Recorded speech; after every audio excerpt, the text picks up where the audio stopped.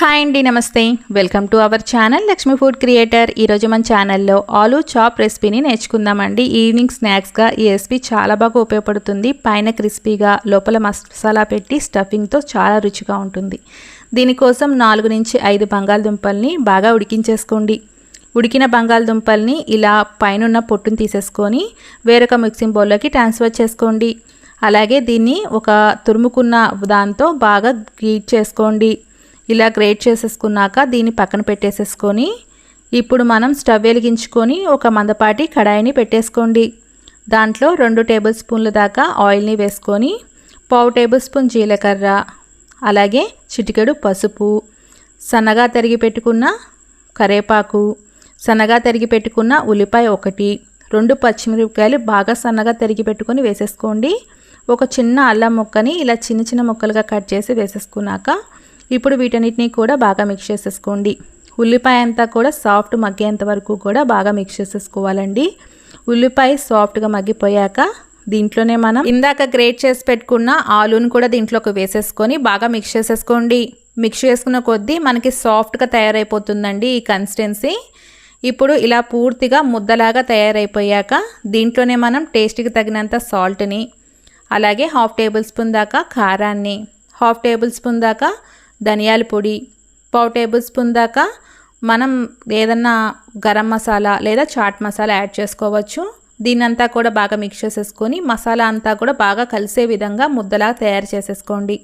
ఇలా తయారు చేసి పెట్టుకున్న మిశ్రమాన్ని మనం స్టవ్ ఆఫ్ చేసేసుకొని బాగా పూర్తిగా చల్లారనిద్దాం. ఇప్పుడు మనం దీన్ని పక్కన పెట్టేసుకొని పూర్తిగా చల్లారనిచ్చేసాక కన్సిస్టెన్సీని ఒకసారి చెక్ చేసుకోండి. బాగా చల్లారిపోయింది అనిపిస్తే వీటిని చిన్న చిన్న బాల్స్ లాగా చేతితో ఒత్తేసుకోండి.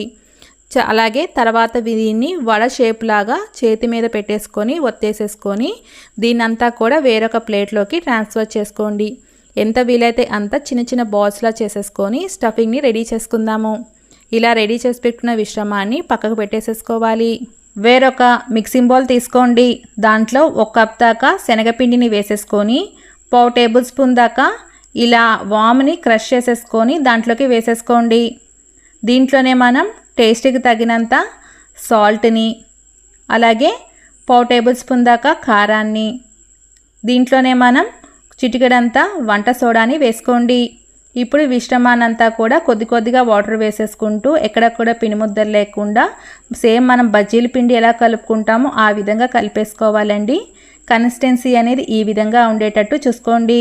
కరెక్ట్గా మనకి బజ్జీలు వేస్తాం చూడు, అలా ఉండాలి.